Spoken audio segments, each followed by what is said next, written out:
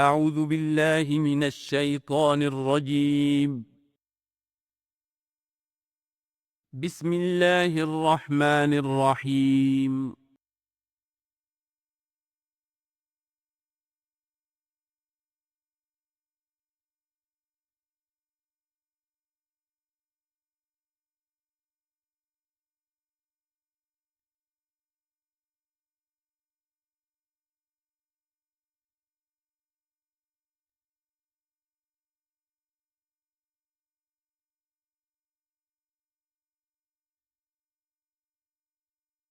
نحمده ونصلي على رسوله الكريم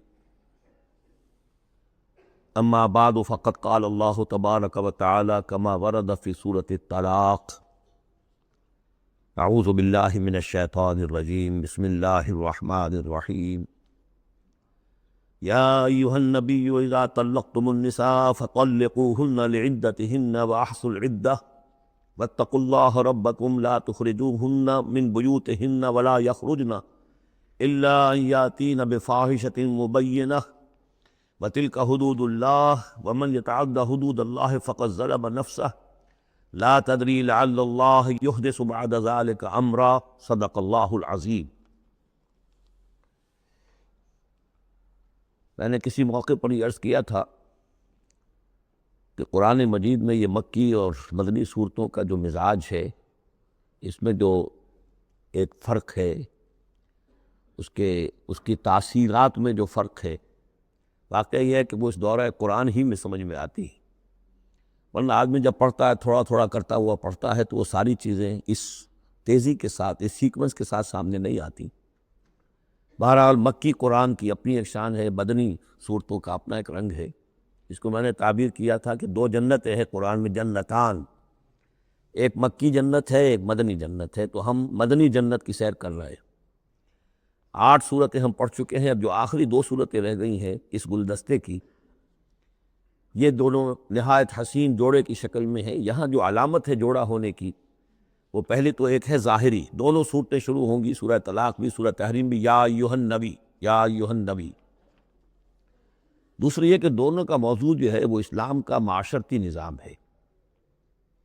اسلام کا معاشرتی نظام اور خاص طور پر آئلی نظام، آپ کو معلوم ہے اس کی اتنی اہمیت ہے کہ سورہ بقرہ سے بات شروع ہوئی، 4 رکوع وہاں پر مفصل انہی موضوعات پر آئے، پھر سورہ نساء میں مفصل بحثیں آئیں، پھر یہ کہ سورہ نور میں، سورہ احزاب میں، پھر مجادلہ میں ہم نے دیکھا کہ ایک مسئلہ آ گیا زہار کا، اور اب یہاں پر 2 صورتیں مکمل آ رہی ہیں اس 10 صورتوں کے مجموعے میں بھی۔ تو اس سے اندازہ ہونا چاہیے کہ اس آئلی قوانین کا اور معاشرتی جو ویلیوز ہیں اسلام کی، ان کی کتنی اہمیت ہے اللہ تعالیٰ کے نزدیک۔ ان میں جو 2 جوڑے کے لیے 2 فرد ہیں، تو گھریلو زندگی میں 2 امکانی صورتیں پیدا ہوتی ہیں۔ ایک تو معتدل تو یہ ہے کہ جو اللہ کے حقوق ہیں ان کو فائق رکھا جائے، اس کے نیچے جو اللہ نے حق شوہر پر بیوی کا رکھا ہے وہ بیوی ادا کرے، جو بیوی پر شوہر کا حق ہے، جو فرض ہے وہ شوہر جو ادا کرے۔ تو یہ فرائض اور حقوق کا ایک توازن ہے جو اللہ تعالیٰ نے قائم کیا ہے۔ اگر یہ توازن خوبصورتی سے چل رہا ہے، حدود اللہ جو ہیں وہ ٹوٹ نہیں رہی ہیں، کہیں اس میں کوئی رخنہ پیدا نہیں ہو رہا ہے، شوہر بھی بیوی بھی اپنے فرائض دینی کو ادا کرنے میں لگے ہوئے ہیں، چاہے ان میں ہائر لیول پر جا کر تھوڑا سا فرق ہو جاتا ہے، جو عام زندگی ہے اس میں کوئی فرق نہیں ہے، نماز عورت کو بھی پڑھنی ہے، مرد کو بھی پڑھنی ہے، زکوٰۃ مرد کو بھی دینی ہے، عورت کو بھی دینی ہے، روزہ عورت کو بھی رکھنا ہے، مرد کو بھی رکھنا ہے، حج جو ہے وہ فرض ہے۔ اس کے بعد دعوت و تبلیغ میں آگے تھوڑا سا فرق ہو جائے گا کہ عورتوں کا دائرہ محدود ہو جائے گا، وہ مردوں میں جا کے دعوت و تبلیغ نہیں کریں گی، خواتین میں کریں یا اپنے محرم مردوں میں کریں، لیکن فرضیت قائم رہتی ہے۔ اور اس سے اوپر جا کر تیسرے لیول پر اور ذرا بالواسطہ ان کا معاملہ ہو جاتا ہے، مردوں کے ذریعے سے وہ اقامت دین کی جو میدان کے اندر معاملے ہیں، جنگیں ہیں اور میدان میں جا کر مقابلے ہیں، وہاں ان کا جو رول ہے وہ بالواسطہ ہو جائے گا۔ ان کے بیٹے، ان کے بھائی، ان کے شوہروں کو زیادہ سے زیادہ وہ آزادی دیں، انہیں ریلیو کرے اپنے بوجھ سے، اولاد کی پرورش کا بھی سارا بوجھ اپنے اوپر لے لیں، شوہر کا حصہ جو ہے وہ بھی خود ادا کریں تاکہ شوہر یکسو ہو کر اپنا زیادہ سے زیادہ وقت جو ہے اقامت دین کی جدوجہد میں لگا سکے۔ تو یہ تو ہے نارمل جو چاہیے۔ اب اب نارملٹی یا ادھر ہوگی یا ادھر ہوگی، ایک طرف کو ہوئی فرض کیجئے لیفٹ کی طرف ہو گئی، اس کی معنی کیا ہے کہ مزاج نہیں مل رہا، ہر وقت کی چک چک ہے، خام خواہ جو ہے گھر جو ہے اس کے اندر اختلاف ہی اختلاف ہے، ہر وقت کی لڑائی چل رہی ہے، تو اس سے بہتر ہے طلاق ہو جائے۔ وہ ہے طلاق، سورہ طلاق، کہ خام خواہ اس قسم کے مسئلوں میں، لیکن یہ کہ طلاق جو آخری شکل ہے اس کے کچھ حدود ہیں، قیود ہیں، ضوابط ہیں، قواعد ہیں، قوانین ہیں، ان کی پوری پابندی ہے۔ جیسا کہ سورہ نساء میں ہم دیکھ چکے ہیں کہ اگر وہ علیحدہ ہو جائیں تو اللہ دونوں کو غنی کر دے گا، اس کو بھی اور اس کو بھی، اس کے لیے بھی کوئی بہتر، شوہر کے لیے بہتر کوئی بیوی عطا کر دے گا اور اس بیوی کو کوئی شوہر بہتر عطا کر دے گا۔ ایک دوسری انتہا یہ ہوتی ہے کہ شوہر اپنی بیویوں کی اتنی دلجوئی کرے، اتنی ان کی جو ہے پیمپرنگ جس کو کہتے ہیں کرے، کہ اس میں حدود اللہ بھی ختم ہو جائیں، شریعت کے تقاضے بھی ختم ہو جائیں، شریعت کے احکام بھی کہیں جو ہیں پامال ہو جائیں۔ سب سے بڑھ کر یہ کہ جو اپنے فرائض ہیں، دعوت و اقامت دین کی جد و جہد کو ان کو وہ ادا نہ کر سکے، تو اہل و عیال کا اتنا لحاظ، یہ غلط ہے۔ تو دو انتہاؤں کو یہاں پر لیا گیا ہے۔ پہلی انتہا میں بھی بات کی گئی حضور سے، دوسری میں بھی، اگرچہ پہلے کا سوال حضور کے لیے ہے ہی نہیں، حضور نے نہ کوئی طلاق دی، نہ آپ کو طلاق دینے کی اجازت تھی، اس لیے کہ آپ کی ازواج مطہرات جو ہیں وہ تو امت کے لیے ماؤں کی حیثیت سے ہیں، اور سورہ احزاب میں ہم پڑھ چکے ہیں کہ وہ کسی اور سے بعد میں نکاح نہیں کر سکتی تھی، تو طلاق دینے کا سوال نہیں، اسی لیے آپ کو 4 کی جو وہ حد ہے، لمٹ ہے، اس سے بھی آگے بڑھ کر مزید نکاح کرنے کی اجازت دی گئی تھی۔ بہرحال یہ رب دیکھ لیجئے گا۔ اب آنکھیں ہم چلتے ہیں، وقت کی کمی کے پیش نظر زیادہ تمہید میں وقت نہیں لینا چاہتا۔ ان صورتوں پر میرے بڑے مفصل دروس موجود ہیں، وہ آپ دیکھ سکتے ہیں۔ یا ایھا النبی اذا طلقتم النساء فطلقوہن لعدتہن، اے نبی جب آپ لوگ اپنی عورتوں کو طلاق دیں، اب دیکھیے یا ایھا النبی واحد، طلقتم النساء فوراً جمع کا صیغہ، اس لیے کہ حضور سے بریف متعلق ہی نہیں ہے۔ حضور کو تو مسلمانوں کے نمائندے کی حیثیت سے اور معلم کی حیثیت سے اور ہادی کی حیثیت سے خطاب کیا گیا، اصل میں مسلمانوں سے ہے کہ جب تم طلاق دو اپنی بیویوں کو فطلقوہن لعدتہن، تو ان کی عدت کے حساب سے طلاق دو۔ عدت جو ہے وہ ایک تو یہ کہ طہر میں طلاق دی جائے، حیض کی حالت میں نہ ہو، اور پھر یہ ہے کہ اگر دینی ہی ہے تو پھر اس کے بعد بھی جو طلاق دی جائے وہ بھی پھر طہر کی حالت میں دی جائے۔ اس طریقے سے جو بھی قوانین ہیں، وہ احصل عدہ، عدت کا پورا لحاظ رکھو۔ وہ عدت اس طریقے سے بھی ہے کہ مطلقہ جو ہے جو عدت اس کی ہوگی اس کے اندر وہ کوئی اور شادی نہیں کر سکتی، البتہ عدت پوری کرنے کے بعد وہ آزاد ہوگی۔ عدت اس اعتبار سے بھی ہے کہ اگر طلاق رجعی ہے تو وہ اسی عدت کے اندر شوہر واپس اپنی بیوی کو لوٹا سکتا ہے، اور اگر وہ 1 یا 2 طلاقیں تھیں، طلاق بائن ہو گئی ہے، ان کے درمیان سیپریشن ہو چکی ہے، تب بھی وہ بغیر کسی اور حلالے وغیرہ جس کو ہمارے یہاں کہتے ہیں کہ عورت کے لیے ضروری نہیں ہے کہ وہ کسی اور سے نکاح کرے پھر وہ طلاق دے تو سابق شوہر سے اس کا نکاح ہو، بلکہ یہ کہ وہ دوبارہ نکاح کر سکتے ہیں اگر صرف 2 طلاقوں کے بعد عدت ختم ہوئی تھی۔ تو یہ تمام قواعد و ضوابط ہیں۔ واتقوا اللہ ربکم، اور اللہ کا تقوی اختیار کرو جو تمہارا رب ہے۔ لا تخرجوہن من بیوتہن، انہیں مت نکال باہر کرو ان کے گھروں سے کہ بس غصے میں آئے ہوئے ابھی طلاق دی نکل جاؤ میرے گھر سے، یہ نہیں، یہ قطعی غلط بات ہے۔ اس کی عدت ہے اور اس عدت کے اندر وہ تمہارے ہاں رہ سکتی ہے، تمہیں رکھنا ہے اسے اپنے ہاں۔ ولا یخرجن، وہ پھر بھی نہ نکلے، الا یاتین بفاحشۃ مبینہ، البتہ اگر کوئی کھلی بے حیائی کی بات ہوئی ہے، کوئی بدکاری کی ہے عورت نے، وہ معاملہ اور ہو سکتا ہے کہ اس میں کوئی سختی کی جائے، عام حالات میں نہیں۔ وتلک حدود اللہ، یہ اللہ کے حدود ہیں۔ ومن یتعد حدود اللہ، اور جو اللہ کے حدود سے تجاوز کرے گا، فقط ظلم نفسہ، تو اس نے تو اپنے اوپر بڑا ظلم کیا۔ لا تدری لعل اللہ یحدث بعد ذلک امرا، تمہیں نہیں معلوم کہ شاید اس کے بعد اللہ تعالیٰ کوئی نئی صورت پیدا کر دے۔ غصے میں آ کے 1 طلاق دی، بیوی ابھی عدت کے اندر گھر ہی میں ہے، ہو سکتا ہے کہ وہ غصہ ختم ہو جائے، اسی میں 1 ہی طلاق دی تھی رجوع کر لیا جائے، اللہ تعالیٰ کیا پتہ ہے، اور کوئی حالات ایسے پیدا ہو جائیں، نئی صورت پیدا ہو جائے کہ اس سے آگے بات بگڑے ہی نہ۔ فَإِذَا بَلَغْنَ أَجَلَهُنَّ، البتہ جب عدت پوری ہو گئی ان کی جو میعاد ہے، اب تمہیں فیصلہ کرنا ہوگا، فَأَمْسِكُوهُنَّ بِمَعْرُوفٍ أَوْ فَارِقُوهُنَّ بِمَعْرُوفٍ، یا تو اب طے کر لو کہ اگر رجوع کرنا ہے تو بس اپنے گھر میں روکو، لیکن بھلے طریقے سے، یہ نہیں کہ انہیں ستانے کے لیے کہ جو روک لیا جائے، اور فارقوهن، یا پھر ان کو چھوڑ دو، ان سے علیحدگی اختیار کر لو، وہ بھی بالمعروف، بمعروف دستور کے مطابق بھلے طریقے سے۔ وَأَشْهِدُوا ذَوَيْ عَدْلٍ مِّنْكُمْ، اور اس وجت اگر تم رجوع کر رہے ہو تو 2 اپنے گواہوں، 2 اپنوں میں سے جو معتبر لوگ ہوں، جن پر اعتماد کیا جا سکتا، انہیں گواہ بنا لو کہ میں نے طلاق دی تھی، اب میں اس کو رجوع کر رہا ہوں، تو یہ دو گواہ اس کے ہیں۔ وَأَقِیمُوا الشَّهَادَةَ لِلَّهِ، اور یہ گواہی قائم کرو اللہ کے لیے۔ ذَلِكُمْ يُوعَظُ بِهِ، یہ ہے جو جس کی نصیحت کی جا رہی ہے، من کان یؤمن باللہ والیوم الآخر، اس شخص کو کہ جو ایمان رکھتا ہو اللہ پر اور یوم آخر پر۔ جیسے ہم نے دو جگہ دیکھا کہ حضور کا اسوہ حسنہ ہے، لیکن کس کے لیے؟ اپنی جگہ تو وہ اسوہ حسنہ کاملہ ہے، لیکن اس سے استفادہ کون کرے گا؟ من کان یرجو اللہ والیوم الآخر وذکر اللہ کثیرا۔ حضرت ابراہیم اور ان کے ساتھیوں کی زندگی میں بھی اسوہ ہے، کس کے لیے؟ من کان یرجو اللہ والیوم الآخر۔ اسی طرح یہاں فرمایا ذالک یوعظ بہ، یہ وعد اور نصیحت تو کی جا رہی ہے، لیکن کس کے لیے؟ من کان یؤمن باللہ والیوم الآخر، جو ایمان رکھتا ہو اللہ پر اور یوم آخر پر۔ اب اس کے بعد اس سورہ مبارکہ میں یہ بڑا عجیب مقام ہے اس اعتبار سے قرآن کا۔ عجیب کے معنی کیا ہے؟ دل لبھانے والا، حسین۔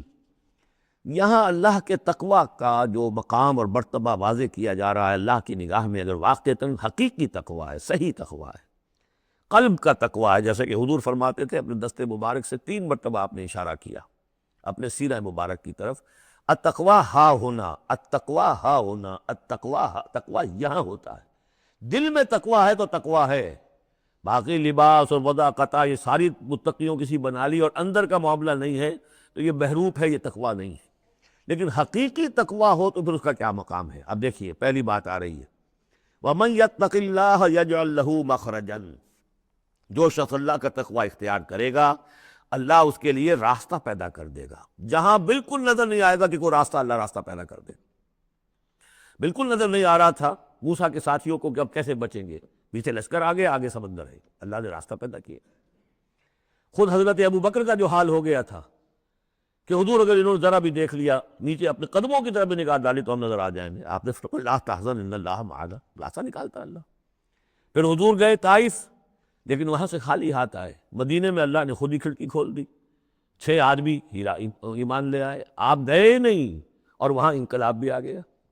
عظیم، اس اعتبار سے اللہ مخرج پیدا کرتا ہے۔ تم صحیح طریقے پر چلتے رہو، تقوی اختیار کرو، صحیح راستے پر جد و جہد کرو، یہ کام اللہ پر چھوڑو، کب اسے منظور ہے اس کا کامیاب ہونا؟ جب ہوگا وہ راستہ ایسا کھولنے کا کہ تمہیں گمان بھی نہیں ہوگا۔ وَيَرْزُقْهُ مِنْ حَيْثُ لَا يَحْتَسِبُ، اور اسے رزق دے گا وہاں سے جہاں سے اسے گمان بھی نہیں ہوگا۔ اقامت دین کی جد و جہد ہو، غلبہ دین کی جد و جہد ہو، اپنے آپ کو اجن صلاتی و نسکی و محیایا و مماتی اس کا فیصلہ کرنا ہو تو سب سے بڑی رکاوٹ آتی کھائیں گے کیا؟ تو اللہ تو کہتا ہے راضی میں ہوں، ہے ایمان اور یقین اس پر، کر کے دیکھو تو صحیح، اس پر اعتماد تو کرو۔ لیکن یہ کہ اس پر اعتماد کرنا، توکل، بڑی مشکل بات۔ وہ تو جتنا ایمان ہوگا اتنا اعتماد ہوگا، اور گہرا ایمان ہوگا گہرا اعتماد ہوگا۔ وَمَن يَتَّقِ اللَّهَ يَجْعَلْ لَهُ مَخْرَجًا وَيَرْزُقْهُ مِنْ حَيْثُ لَا يَحْتَسِبُ وَمَن يَتَوَکَّلْ عَلَى اللَّه فَهُوَ حَسْبُهُ، یہ تو ابھی تقوی والے کی بات ہے کہ وہ وہاں سے رزق دے گا جہاں سے اسے ملے گا بھی نہیں، اور جس نے اللہ پر توکل کر لیا تو وہ اس کے لیے بہت کافی ہو جائے گا۔ توکل کر کے تو دیکھو، حسبہ وہ اس کے لیے کافی ہے۔ یہاں تک فرمایا ہے حدیث میں من کان فی حاجت اخیہ کان اللہ فی حاجتہ، اگر کوئی مسلمان اپنے کسی بھائی کی ضرورت پوری کرنے میں لگ رہا ہے، اپنا وقت صرف کر رہا ہے، اللہ اس کی ضرورت پوری کرنی شروع کر دیتا ہے۔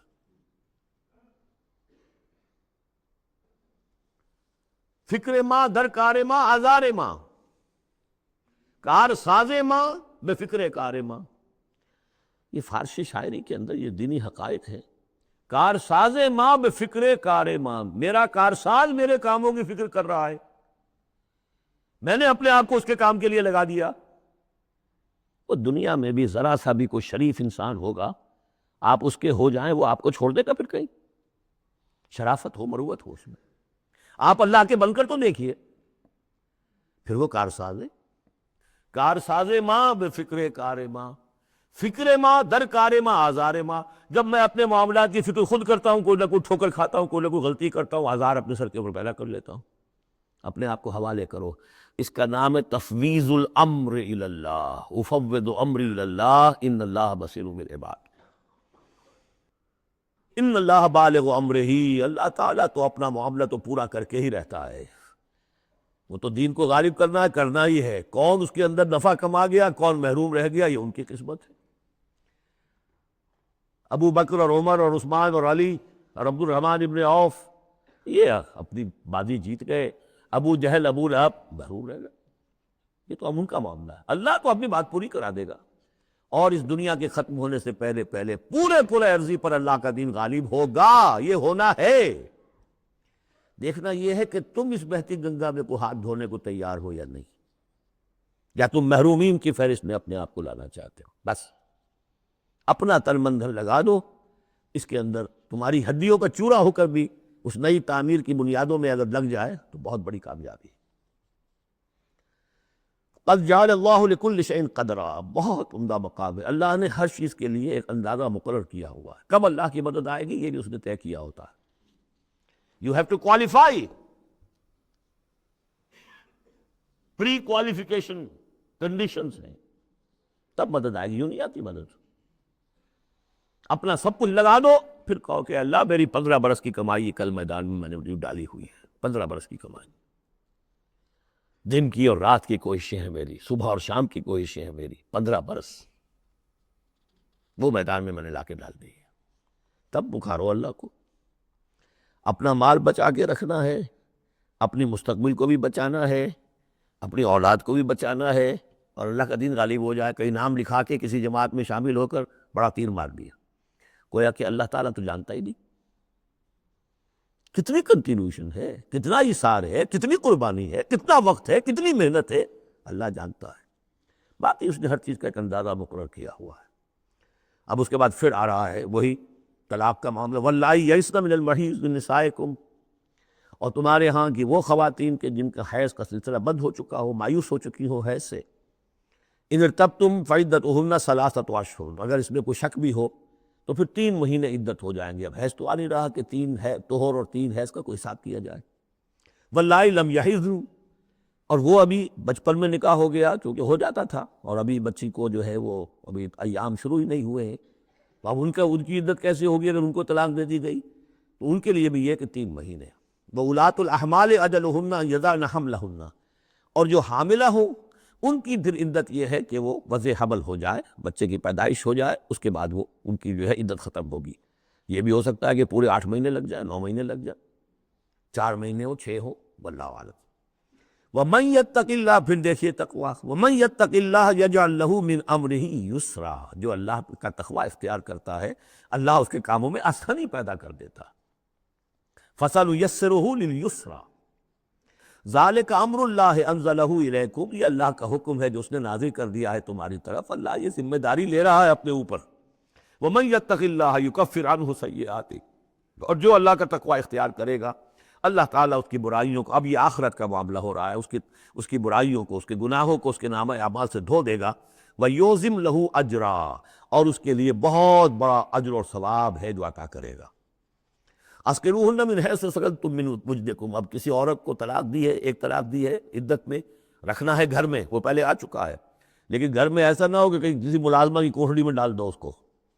اسکروہن من حیث سکنتم، وہیں رکھو جہاں تم رہتے ہو. من وجدکم، جو بھی تمہاری جو مقدور ہے اس کے مطابق، اسی سٹیٹس کے ساتھ. ولا تضاروہن لتضیقوا علیہن، اور انہیں کوئی تکلیف نہ پہنچاؤ کہ ان پر تنگی کر دو کہ وہ بھی جلدی سے روانہ ہو جائیں، گھر چھوڑ کے نکلنے پہ مجبور ہو جائیں. وَإِن كُنَّ أُولَاتِ حَمْلٍ، اور اگر وہ حاملہ ہو، فَأَنفِقُوا عَلَيْهِنَّ، تو اب ان کے اوپر خرچ کرو، ان کا نان نفقہ وہ تمہارے ذمے ہے. حَتَّى يَضَعْنَ حَمْلَهُنَّ، یہاں تک کہ پھر وہ وضع حمل سے فارغ ہو جائیں. فَإِنْ أَرْضَعْنَ لَكُمْ، پھر اگر وہ تمہارے لیے، تمہارے بچہ تو تمہارا ہے، اس کو اگر دودھ پلاتی ہیں، فَآتُوهُنَّ أُجُورَهُنَّ، تو انہیں ان کے اجر اور ان کا بدلہ عطا کرو. وَاعْتَبِرُوا بَيْنَكُمْ بِمَعْرُوفٍ، اور آپس میں مشورہ کر لیا کرو بڑے بھلے طریقے سے.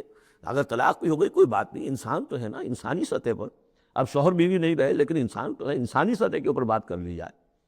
وَاعْتَبِرُوا بَيْنَكُمْ بِمَعْرُوفٍ وَإِن تَعَاثَرْتُمْ، اور اگر کہیں ایسی زدم زدہ ہو جائے کہ بیوی کا میں تو دودھ نہیں پلاتی یا کوئی اور مسئلہ ہو، فَسَتُرْضِعُ لَهُ أُخْرَىٰ، تو پھر کوئی اور عورت جو ہے اس کو دودھ پلائے. لِيُنْفِقْ ذُو سَعَةٍ مِّن سَعَتِهِ، اب اس تمام معاملے میں جو بھی شوہر ہے وہ خرچ کرے، جو وسعت والا ہے وہ اپنی وسعت کے مطابق خرچ کرے، جو اس کا بھی سطح اللہ نے اسے دی ہے اس کے مطابق. وَمَنْ قُدِرَ عَلَيْهِ، اور جس کے اوپر اللہ تعالیٰ نے رزق کی کوئی تنگی رکھی ہے، ناپ تول کر دے رہا ہے، کوئی فراوانی نہیں ہے، فَلْيُنْفِقْ مِمَّا آتَاهُ اللَّهُ، تو وہ خرچ کرے اس میں سے جو اللہ نے اس کو دیا ہے۔ لا يكلف اللہ نفسا الا ما آتاها، اللہ تعالیٰ کسی جان کو ذمہ دار نہیں بنائے گا مگر اسی حد تک جو کچھ کہ اس نے اسے دے رکھا ہے۔ کشادگی دی ہے تو اپنی اس بیوی جو ہے مطلقہ اس کے اوپر تم رکھو، کشادگی رکھو، تنگی ہے تو ٹھیک ہے اس حساب سے دو، اللہ تو جانتا ہے۔ سَيَجْعَلُ اللَّهُ بَعْدَ عُسْرٍ يُسْرًا، یقیناً اللہ تعالیٰ جو ہے اس کے لیے سختی کے بعد آسانی بھی پیدا کر دے گا۔ وَكَأَيٍّ مِّن قَرْيَةٍ أَتَتْ عَنْ أَمْرِ رَبِّهَا، اور کتنی ہی بستیاں ایسی ہیں جنہوں نے اپنے رب کے حکم سے سرکشی کی، وَرُسُلِهِ، اور اپنے رسولوں سے سرتابی کی، ان کا کفر کیا، فَحَاسَبْنَاهَا حِسَابًا شَدِيدًا وَعَذَّبْنَاهَا عَذَابًا نُكْرًا، تو ہم نے پھر ان سے محاسبہ کیا، ان کا بہت شدید محاسبہ، اور ہم نے ان پر آفت ڈالی اور عذاب بھیجا ان پر بہت بڑا عذاب۔ فَذَاقَتْ وَبَالَ أَمْرِهَا، پھر ان بستیوں نے اپنے معاملے کی پوری سزا جو ہے بھگت لی۔ وَكَانَ عَاقِبَةُ أَمْرِهَا خُسْرًا، اور یقیناً جو ابھی عاقبت والا معاملہ آنے والا ہے، ان کے معاملے کا جو ابھی عاقبت ہے وہ تو پھر بڑے ہی ٹوٹے والا معاملہ ہے۔ أَعَدَّ اللَّهُ لَهُمْ عَذَابًا شَدِيدًا، اللہ تعالیٰ نے ان کے لیے بڑے شدید عذاب کو تیار کیا ہوا۔ فَاتَّقُوا اللَّهَ يَا أُولِي الْأَلْبَابِ، تو اے ہوش مندو اللہ کا تقوی اختیار کرو، وہی تقوی جس کے اوپر چار مختلف طور سے بات ہو چکی ہے۔ الذین آمنوا، اے وہ ہوش مندو جو ایمان بھی لے آئے ہو، اللہ کا تقوی اختیار کرو۔ قد انزل اللہ الیکم ذکرا، اللہ نے تمہاری طرف ذکر نازل کر دیا ہے۔ یہ آیت بڑی اہم ہے، ذکر کی آگے وضاحت آ رہی۔ ذکر سے مراد کیا ہے؟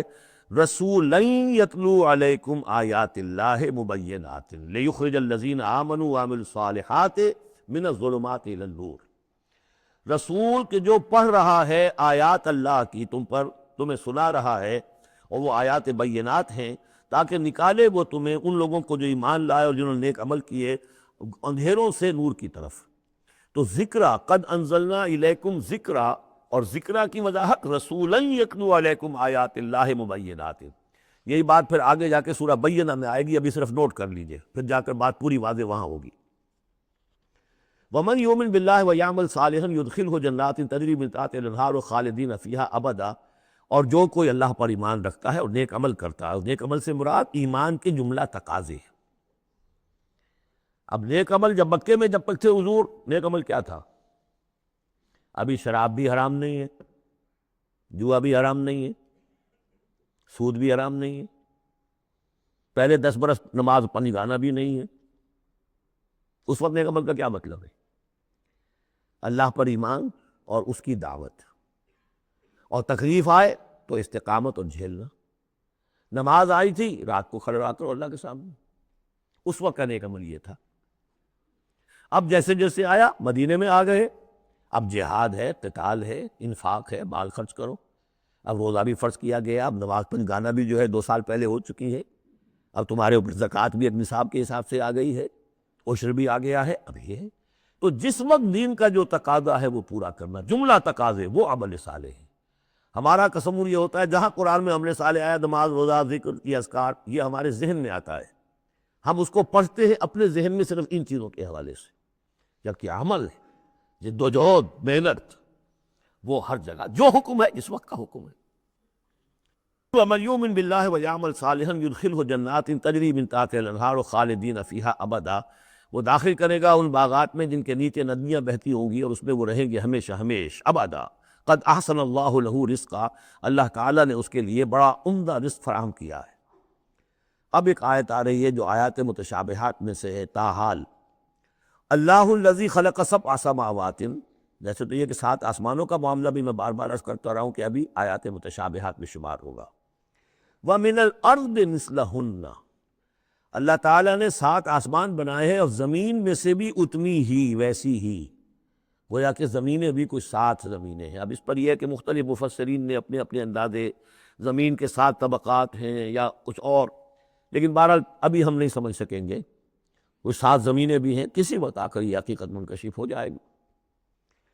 یتنزل الامر بینہن، اور یہ آسمان اور زمین کے درمیان اللہ کا امر نازل ہوتا ہے، جیسے کہ ہم پڑھا ہے سورہ سجدہ میں، یدبر الامر من السماء الى الارض ثم یعرج الیہ فی یوم کان مقدارہ 1000 سنۃ مما تعدون، یہ 1000 سال کی اللہ تعالیٰ کی ایک پلاننگ ہوتی ہے، آسمان سے زمین کی طرف اس کا فیصلہ جو ہے وہ آتا ہے، فرشتے لے کر آتے ہیں، تنفیذ ہوتی ہے، اور پھر یہ کہ وہ امر جو ہے اٹھا لیا جاتا ہے۔ اب اگلے 1000 سال کا دوسرا امر ہے جو اللہ کی طرف سے اگلے دن کا لیے طے ہو چکا ہے۔ لِتَعْلَمُوا أَنَّ اللَّهَ عَلَىٰ كُلِّ شَيْءٍ قَدِيرٌ، تمہیں اس کا یقین رہنا چاہیے کہ اللہ تعالیٰ ہر چیز پر قادر ہے۔ میں نے یہ بات عرض کی ہے کہ 2 صفات اللہ کی ہیں جس میں یہ انتہائی اہمیت کے ساتھ عَلَىٰ كُلِّ شَيْءٍ قَدِيرٌ بِكُلِّ شَيْءٍ عَلِيمٌ، ان 2 صفات کا تو مراقبہ اتنا گہرا ہونا چاہیے کہ کبھی شک نہ آنے پائے کسی چیز کے بارے میں۔ وَأَنَّ اللَّهَ قَدْ أَحَاطَ بِكُلِّ شَيْءٍ عِلْمًا، دیکھیے دوسری بھی آ گئی علم، اور یہ کہ اس نے ہر شے کا اس کے علم کا احاطہ کیا ہوا ہے، نہ اس کی قدرت سے باہر کچھ ہے نہ اس کے علم سے باہر کچھ ہے۔ اب یہ دوسری صورت بسم اللہ الرحمن الرحیم، سورۃ التحریم، یعنی یہ معاملہ کہ بیویوں کی محبت یا ان کے جذبات کا لحاظ اور پاس یا ان کی دلجوئی میں کوئی کام آپ ایسا کر بیٹھے کہ جو شریعت میں جائز نہیں، یا شریعت کا کوئی جائز کام ہے وہ آپ اس کو نہ کرنے کی قسم کھا لیں۔ اب ظاہر بات ہے کہ حضور کے لیے یہ تو ممکن نہیں تھا، قطعاً اس کا کوئی سوال ہی نہیں کہ آپ اپنے کسی بیوی کی محبت کی وجہ سے یا دلجوئی کی وجہ سے کسی حرام کام کا ارتکاب کرتے ہیں۔ لیکن 2-3 واقعات ایسے ملتے ہیں کہ حضور نے اپنی بیویوں کی دلجوئی کے سلسلے میں کوئی چیز جو آپ کے لیے اصلاً حلال تھی اس کے بارے میں قسم کھا لی کہ اب یہ میں استعمال نہیں کروں گا، اس پر پکڑ آ گئی۔ یا ایھا النبی لم تحرم ما احل اللہ لک، اے نبی صلی اللہ علیہ وسلم کیوں آپ حرام ٹھہرا رہے ہیں اپنے اوپر وہ شے جو اللہ نے آپ کے لیے حلال کی ہے۔ تبتغی مرضات ازواجک، کیا آپ چاہتے ہیں اپنی بیویوں کی رضا جوئی؟ واللہ غفور الرحیم، اب دیکھیے یہ تیور بتا رہے ہیں اللہ تعالیٰ کی جو یہ ناپسندیدگی۔ یا ایھا النبی لم تحرم ما احل اللہ لک تبتغی مرضات ازواجک واللہ غفور الرحیم، اللہ غفور الرحیم ہے، اللہ نے معاف فرمایا، اللہ نے آپ کی خطا سے درگزر کیا۔ قد فرض اللہ لکم تحلۃ ایمانکم، اللہ تعالیٰ نے تمہارے لیے ایسی قسموں کا کھول دینا جو ہے اس کا راستہ معین کر دیا ہے۔ فرض میں یہ بھی سمجھا گیا، لازم ٹھہرایا ہے، یعنی کوئی غلط قسم کھا لی ہے تو اس فرض ہے کہ اسے توڑ دیا جائے، لیکن توڑنے کا کفارہ ایسے نہیں توڑ دیا جائے گا۔ وہ بھی پوری آیت جو ہے وہ سورہ مائدہ کے اندر آ چکی ہے، گویا کہ اب آپ یہ اپنی قسم توڑیے اور وہ کفارہ ادا کیجیے۔ واللہ مولاکم، اللہ تمہارا مولا ہے، مددگار ہے، پشت پناہ ہے، وہو العلیم الحکیم، اور وہ سب کو جاننے والا ہے، کمال حکمت والا۔ وَإِذْ أَسَرَّ النَّبِيُّ إِلَىٰ بَعْضِ أَزْوَاجِهِ حَدِيثًا، اور جب نبی نے صلی اللہ علیہ وسلم اپنی بعض ازواج، اپنی کسی زوجہ محترمہ کو کوئی بات بتائی، اسرہ اسرار سے، خفیہ طور پر، راز کے طور پر، میں ان تفاصیل میں نہیں جا رہا کہ واقعات کیا تھے ورنہ بہت دیر لگ جائے گی، بات سمجھنی چاہیے، باقی یہ کہ آپ تفسیروں میں دیکھ سکتے ہیں۔ تو آپ نے کوئی بات اپنی کسی ایک زوجہ محترمہ کو بتائی اور کہا دیکھو یہ کسی اور سے کہنا نہیں، یہ میرا راز ہے۔ فلما نبأت بہ، جب انہوں نے اس کو ظاہر کر دیا، عورتوں کے کہتے ہیں پیٹ ہلکے ہوتے ہیں اس معنی میں کہ راز رکھنے اپنے پاس، بہت سے مرد بھی عورتوں کی طرح کے ہوتے ہیں، ان سے کوئی چیز چھپائی نہیں جاتی، نہ ہر زن زنست ہو نہ ہر مرد مرد، لیکن یہ کہ عام طور پر یہ عورتوں کی کمزوری شمار ہوتی ہے، تو ازواج مطہرات سے بھی اس کا صدور ہوا ہے۔ فلما نبأت بہ، جب انہوں نے اسے ظاہر کر دیا، وأظہرہ اللہ علیہ، اللہ تعالیٰ نے اپنے نبی کو صلی اللہ علیہ وسلم اسے مطلع فرما دیا کہ وہ راز نہیں رہا ہے، راز آپ کی ان اہلیہ نے فاش کر دیا ہے۔ عطف بعضہ، تو حضور نے کچھ تو ان کے سامنے ظاہر کر دیا، وأعرض عن بعض، بات پوری ان کو نہیں بتائی، بعض جو ہے روک لی۔ فلما نبأ بہ، تو جب انہوں نے حضور نے صلی اللہ علیہ وسلم ان کو بتایا، قالت من انباک ھذا، اب ایک طرز عمل تو یہ ہوتا کہ فوراً ندامت ہوتی کہ ہاں حضور مجھ سے غلطی ہو گئی، میں واقعتاً آپ کا راز جو ہے وہ میں رکھ نہیں سکی اور مجھ سے بے دھیانی میں بے خیالی میں بات نکل گئی۔ ایک دوسرا یہ ہے من انباک، آپ کو کس نے بتایا؟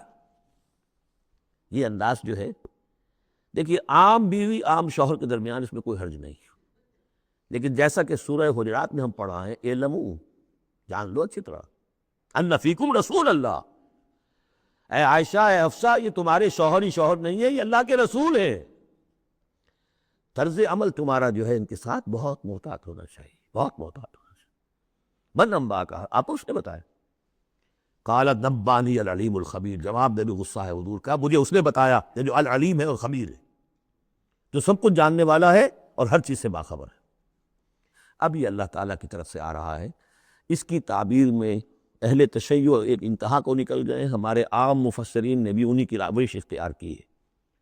لیکن مولانا حمید الدین فراہی رحمۃ اللہ علیہ کا میں کم از کم اپنی ذات پر بہت بڑا احسان سمجھتا ہوں کہ جو انہوں نے تعبیر کی ہے، اور وہ عربی زبان کا جو اسلوب ہے اس کے اعتبار سے 100% درست ہے۔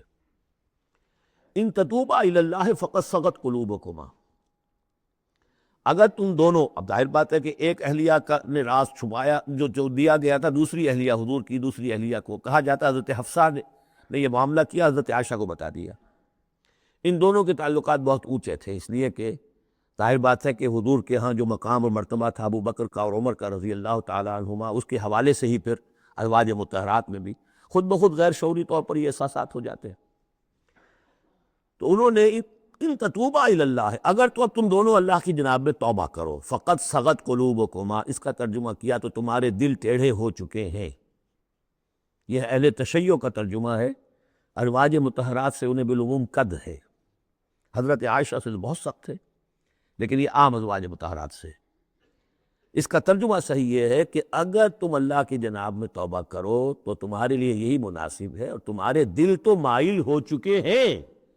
لیکن ایک ہوتا ہے ناز والے نیاز کیا جانے، اب یہ ماننا جو ہے یہ ذرا کڑا گزر رہا ہے کہ حضور مجھ سے غلطی ہوئی، آپ مجھے معاف کر دیجیے، اور وہ بھی اس لیے کہ معاملہ ہے شوہر اور بیوی کا۔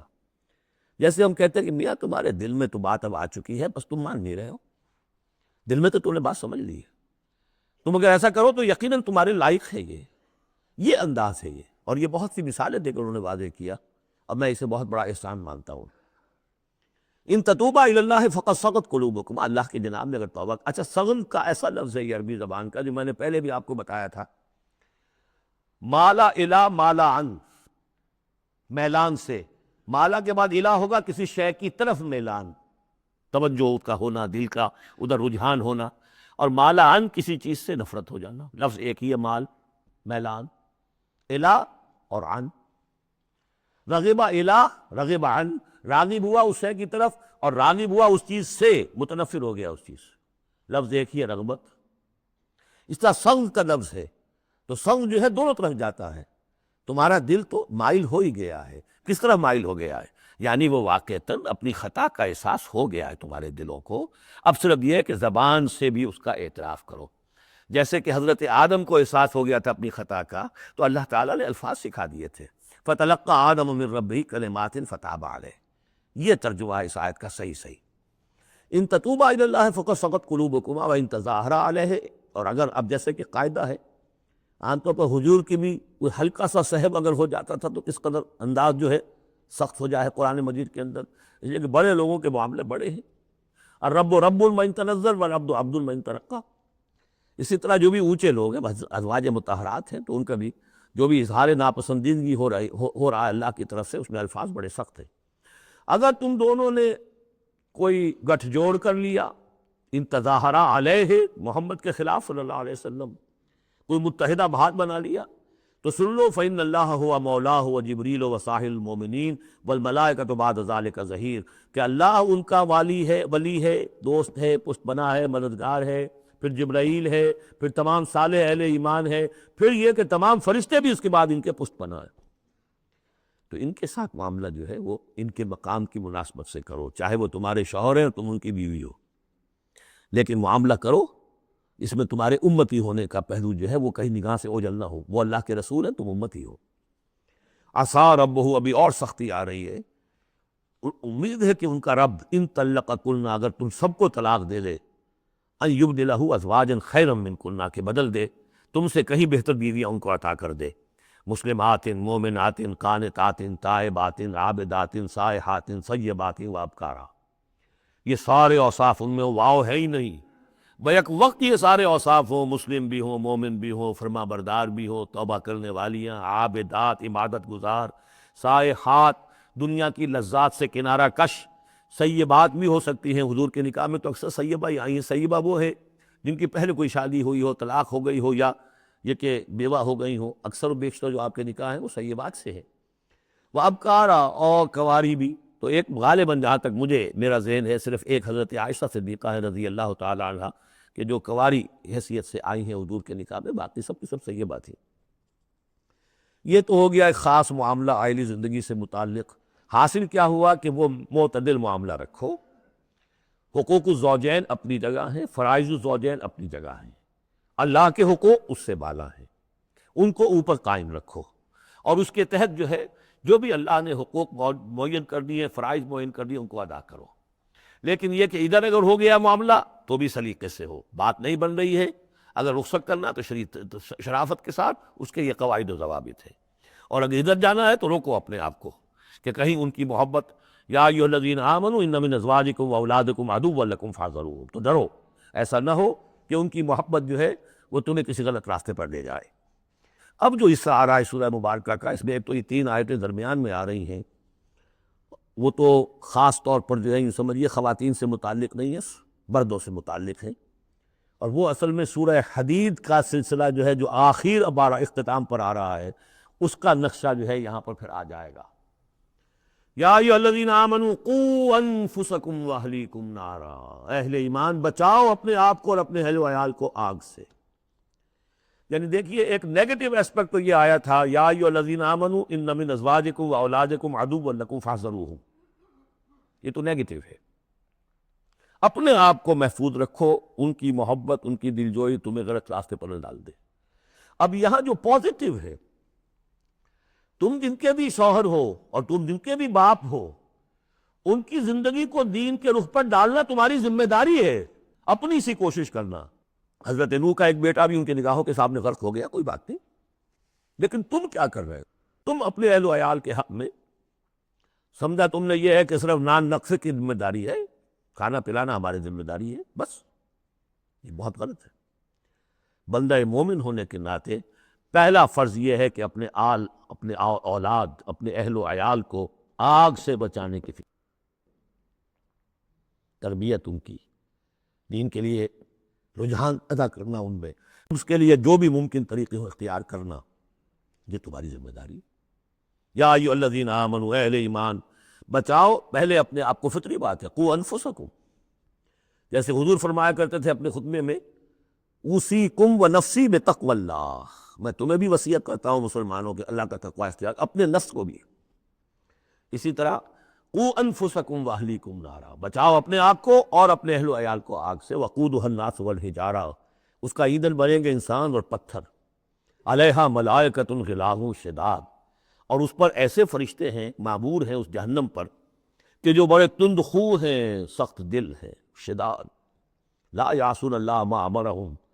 اب جب تم یا تمہارے لاڈلے، تمہاری لاڈلی بیوی اور تمہارے لاڈلے بیٹے اور بیٹیاں جب جہنم میں جھونکے جائیں گے، اگر اللہ نے تمہیں بچا بھی لیا اور وہ تمہارے سامنے جہنم میں جائیں گے، تو سوچ لو ان کی چیخ و پکار اور ان کا نالا و شیون، وہ فرشتوں کا دل جو ہے اسے پسیجے گا نہیں، وہ بڑے سخت دل ہے۔ اب سوچ لو کن کے حوالے کرنا چاہتے ہو؟ جہنم کے داروغہ کے حوالے کرنا چاہتے ہو اپنی بیویوں کو اور اپنی اولادوں؟ یہ محبت نہیں، یہ تو عداوت ہو گئی ہے۔ تم سمجھ رہے ہو کہ محبت کا مزہ ہے، اعلیٰ تعلیم دلوا رہے ہیں، کون سی تعلیم دلوا رہے ہو؟ جو انہیں دین کی طرف راغب کرنے والی ہے یا باغی کرنے والی ہے؟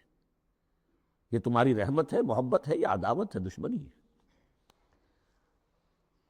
علیہا ملائکۃ غلاظ شداد، ان کا دل پسیجے گا نہیں، پتھر کی طرح سخت دل ہوگے ان کے، غلاظ شداد، چیخے جاؤ، چلائے جاؤ، نالا و شیون، لا یعصون اللہ ما امرہم، جو اللہ کا حکم ہوگا وہ اس کی نافرمانی نہیں کریں گے، جس کو جو عذاب دینا ہے وہ دیں گے، وَيَفْعَلُونَ مَا يُؤْمَرُونَ، اور کریں گے وہی کچھ جس کا انہیں حکم دیا جائے گا۔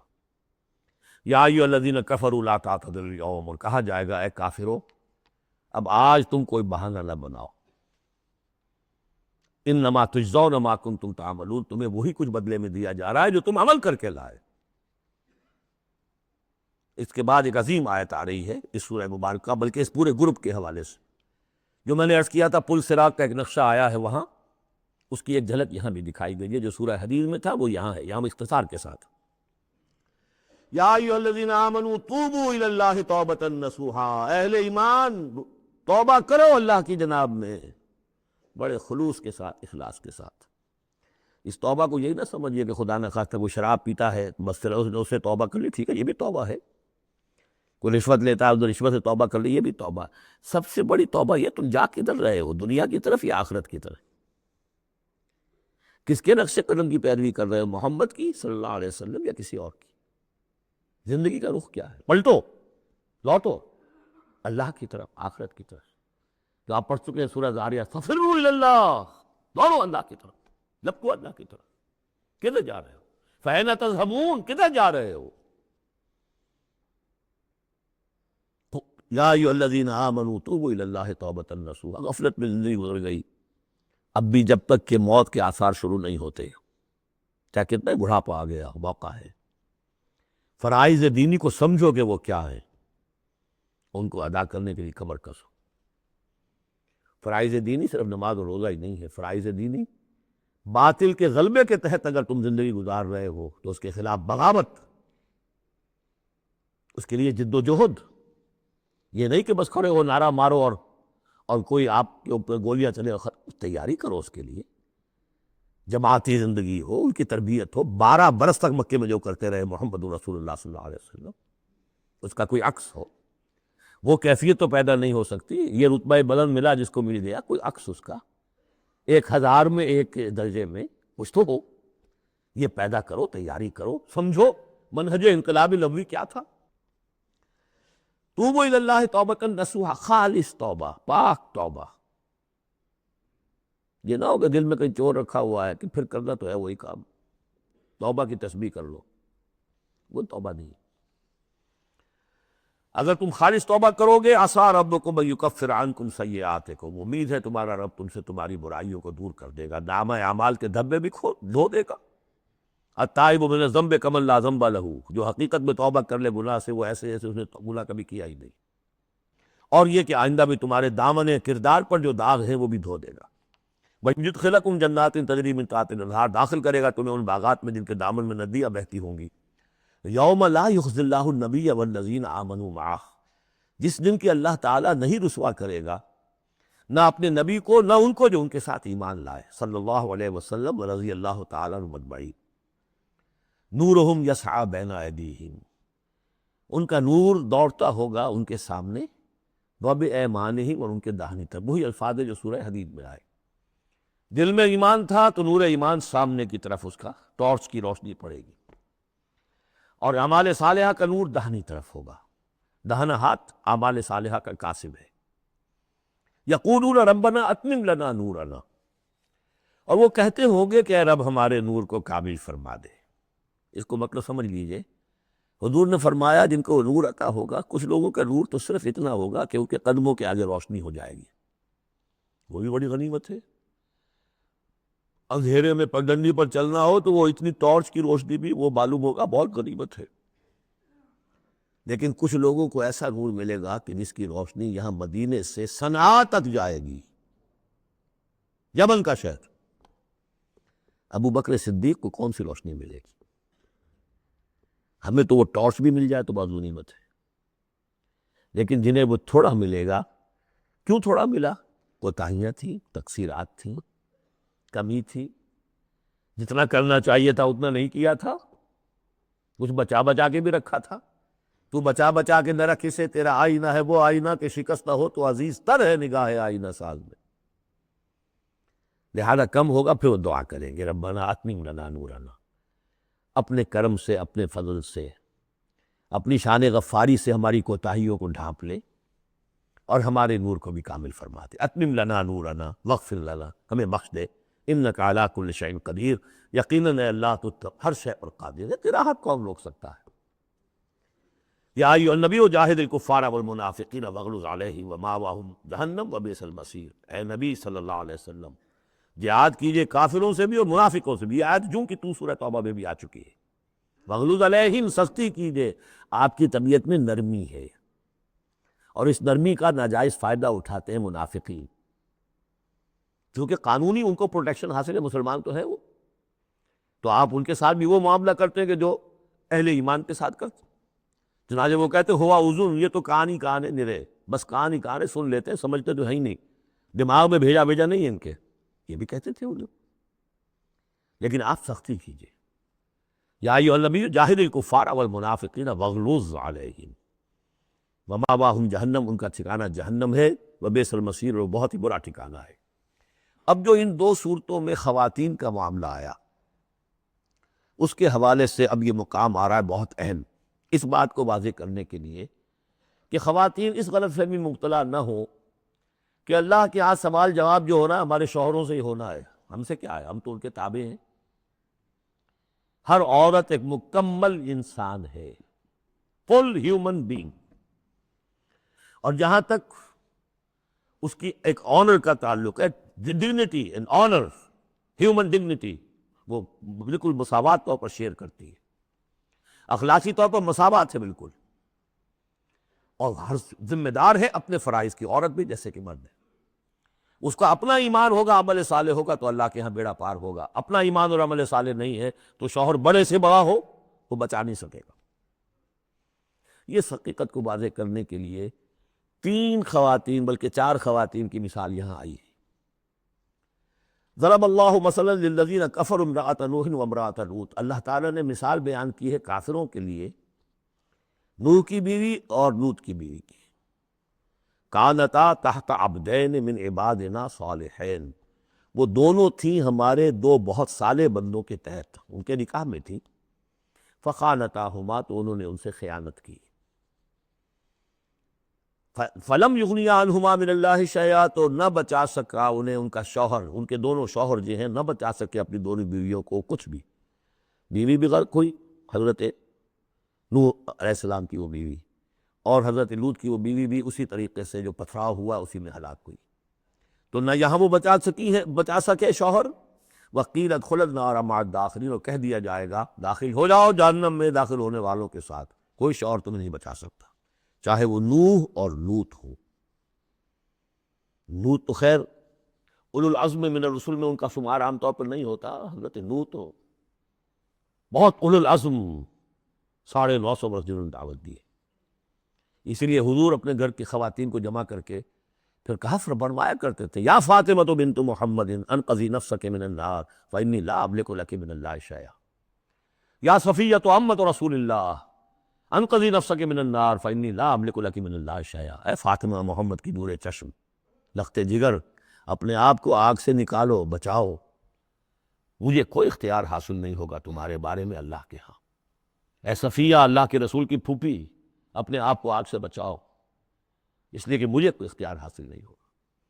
ضرب اللہ مثلا للذین کفروا امرأۃ نوح وامرأۃ لوط کانتا تحت عبدین من عبادنا صالحین فخانتاہما فلم یغنیا عنہما من اللہ شیئا وقیل ادخلوا النار مع الداخلین۔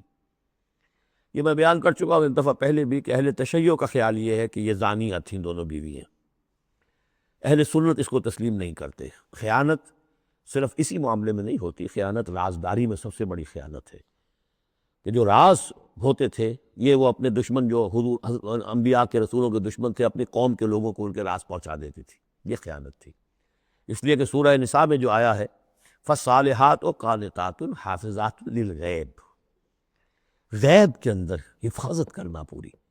ظاہر بات ہے کہ بیوی سے زیادہ بڑھ کر تو کوئی نہیں ہوتا کہ جو شوہر کی باتوں سے واقف ہو، تو یہ خیانت ہے اہل سنت کے نزدیک ہو۔ لیکن بہرحال نتیجہ یہی ہے کہ وہ پھر جہنمی ہے، اور صرف نبی کی بیوی ہونے کے ناطے سے انہیں چھٹکارا نہیں مل جائے گا۔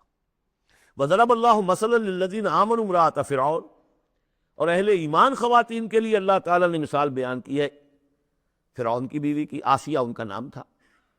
اذ قالت رب ابن لی عندک بیتا فی الجنہ، اب اس ایک جملے میں ان کی پوری ذہنی اور نفسیاتی کیفیت سامنے آ رہی ہے، جبکہ اس اللہ کی بندی نے کہا پروردگار میرے لیے تو جنت میں اپنے پاس ایک مکان بنا لے، وَنَجَّنِي مِن فِرْعَوْنَ وَعَمَلِهِ، مجھے نجات دے فرعون سے بھی اور اس کے عمل سے بھی، وَنَجَّنِي مِنَ الْقَوْمِ الظَّالِمِينَ، اور اللہ جلد از جلد مجھے نجات دے ان ظالموں کی قوم سے۔ یعنی موت کی آرزو کر رہی ہے، محل میں ہے، عیش و آرام ہر طرح کا حاصل ہوگا، کیا نہیں ہوگا، لیکن اللہ کے ساتھ ایمان کا معاملہ یہ ہے، اور شوہر کا جو بھی خدائی کا دعویٰ کر کے بیٹھا ہوا ہے، کیا اس نے کفر کا اور اس کا معاملہ ہے، تو ان کے اندر بیزاری کتنی ہے اپنے شوہر سے۔ تو گویا کہ 2 انتہائی مثالیں آ گئیں، بہترین شوہروں کے ہاں بدترین انجام والی بیویاں، اور بدترین شوہر کے ہاں بہترین انجام والی بیوی جس کا کہ ذکر ہو رہا ہے۔ اور سب سے اونچی جو خواتین ہوں گی حضرت مریم، حضرت آسیہ، حضرت خدیجہ، حضرت عائشہ، حضرت فاطمہ، یہ یوں سمجھیے چوٹی کی خواتین ہوں گی قیامت میں۔ تو اس حوالے سے یہ جو آسیہ ہیں یہ بھی انہی میں۔ وَمَرْيَمَ ابْنَتَ عِمْرَانَ الَّتِي أَحْصَنَتْ فَرْجَهَا، تیسری مثال دی ہے، عورت خود بھی نیک ہو اور اسے نیک تربیت مل جائے، نیک ماحول مل جائے۔ وَكَفَّلَهَا زَكَرِيَّا، حضرت زکریا جو ہیں انہوں نے ان کی کفالت کی، ان کی پرورش کی، ان کو اپنے پاس رکھا، تربیت کی، ایک نبی کی آغوش تربیت میں پلی ہیں، لہذا وہ نور علی نور ہے۔ وَمَرْيَمَ ابْنَتَ عِمْرَانَ الَّتِي أَحْصَنَتْ فَرْجَهَا فَنَفَخْنَا فِيهِ مِن رُوحِنَا، تو ہم نے پھونک ماری اس میں اپنے روح کی۔ وَصَدَّقَتْ بِكَلِمَاتِ رَبِّهَا، اور اس نے تصدیق کی اپنے رب کی تمام باتوں کی، جو بھی وحی کے ذریعے سے فرشتے بتاتے رہے کہ اے مریم تجھے اللہ نے چن لیا ہے، اور اے مریم تمہارے لیے اللہ کا فیصلہ یہ ہے کہ تیرے یہاں بیٹا ہوگا، یہ ساری باتیں انہوں نے مانی، تسلیم کی۔ صدقت بکلمات ربها وکتبہ، اور جو اس کی کتابیں تھیں، ظاہر بات ہے کہ تورات ان کے پاس موجود تھی، زبور ان کے پاس موجود تھی، انبیاء کے اور صحیفے ان کے پاس موجود تھے۔ یہ تو صرف 1900 سال پر پہلے کی بات ہے جو ہم کر رہے ہیں اس وقت۔ All the prophets of the old testament, ان کے تمام صحیفے، پوری اولڈ ٹیسٹمنٹ موجود تھی۔ وکتبہ، اس کی تمام کتابوں کی انہوں نے تصدیق کی۔ وکانت من القانتین، اور وہ تو بہت ہی فرما بردار بندیوں میں سے تھی۔ تو تین چیزیں تو آ گئی، چوتھی کسر رہ گئی کہ نہیں رہ گئی؟ آپ نے کچھ سوچا یا نہیں؟ بہترین شوہر کے ہاں بدترین بیوی، بدترین شوہر کے ہاں بہترین اور خاتون، ایک خاتون نور علی نور، خود بھی نیک، ماحول بھی نیک۔ چوتھی کون سی بات رہ گئی؟ خود بھی بدتینت اور شوہر اس سے بڑھ کر، بلکہ یہ کہنا مشکل ہو جائے کہ شوہر زیادہ بدتینت ہے یا وہ خود زیادہ بدتینت ہے۔ اس کی مثال معلوم ہے کہاں ہے؟ تبت یدا ابی لہب وتب ما اغنی عنہ مالہ وما کسب سیصلی نارا ذات لہب وامرأتہ حمالۃ الحطب فی جیدہا حبل من مسد۔ یہ پھر جب وہاں پہنچیں گے پڑھیں گے، شوہر بھی بدتینت، بیوی بھی بدتینت، ظلمات بعضها فوق بعض۔ اللہ کے فضل و کرم سے سورہ تحریم ختم ہوئی، اب ہم پھر آ رہے ہیں مکی جنت میں داخل ہو رہے ہیں۔ یہاں سے اب آخری گروپ شروع ہو رہا ہے۔ آخری منزل تو سورہ قاف سے شروع ہوئی تھی، چھٹا گروپ مکی اور مدنی صورتوں کا یہاں ختم ہو گیا۔ 7 صورتیں، حسین ترین صورتیں قرآن کی، وہ پہلی 7 صورتیں تھیں، سورہ قاف، سورہ ذاریات، سورہ طور، سورہ نجم، سورہ قمر، سورہ رحمان، عروس القرآن، پھر سورہ واقعہ، پھر یہ 10 صورتیں آ گئیں، سورہ حدید، سورہ مجادلہ، سورہ حشر، سورہ ممتحنہ، سورہ صف، سورہ جمعہ، سورہ منافقون، سورہ تغابن، سورہ طلاق، سورہ تحریم۔ اب پھر یہ مکی قرآن مجید، یہ آخری گروپ ہے۔ اس میں بھی پہلی 6 صورتیں جو ہیں وہ 3 کے سب گروپس کی شکل میں۔ سورہ ملک بڑی، جیسے سورہ قاف وہاں تھی اسی مقام پر یہاں سورہ ملک ہے، بہت جامع اس کی تاثیر، اور یہ بہت حضور کو عزیز تھی۔ آپ کی کے معمولات میں سے تھا، رات کو سوتے ہوئے آپ سورہ ملک پڑھا کرتے تھے، اور اس کی آپ نے تلقین کی۔ بسم اللہ الرحمن الرحیم، تبارک الذی بیدہ الملک وہو علی کل شیء قدیر، بڑی بابرکت ہے وہ ہستی جس کے ہاتھ میں ہے بادشاہی، راج اس کا ہے۔ یہ ہے دین کا سیاسی پہلو، پوری کائنات پر اس کا راج چل رہا ہے۔ دنیا میں بغاوت ہے، کیوں ہے؟ وہ اپنے ایمان کے دعوے داروں کا امتحان لینا چاہتا ہے، بس۔ ورنہ سورج، چاند، گیلیکسیز، پوری کائنات، اور خود ہمارے جسم کا ایک ایک ذرہ اس کے قانون کا پابند ہے، تابع ہے۔ ہمارا جسم ہمارے اختیار میں کہاں ہے؟ میں تنگ آ جاتا ہوں، 2 دن ہوتے ہیں یہاں سے تو طبیعت خراب ہو جاتی ہے، جب تک کہ میں وقت لگتا ہے، پینسی لے کر بیٹھتا ہوں۔ اگر میں چاہوں کہ یہاں بال نہ آئے، میرا جسم ہے، میرا تو اختیار نہیں، وہ تو آئیں گے۔ تو ہمارا جسم بھی جہاں تک اس کی فزیولوجی کا تعلق ہے، اس کی اناٹمی کا تعلق ہے، یہ سارا اللہ کے قانون کے تابع، میرے تابع تو نہیں۔ میں چاہوں میرا دل ذرا رک جائے، جب چاہوں میں اس کو سٹارٹ کر دوں، تو یہ تو نہیں ہوگا۔ جب بند ہوگا، بند ہو جائے گا، میرے اختیار میں نہیں ہے۔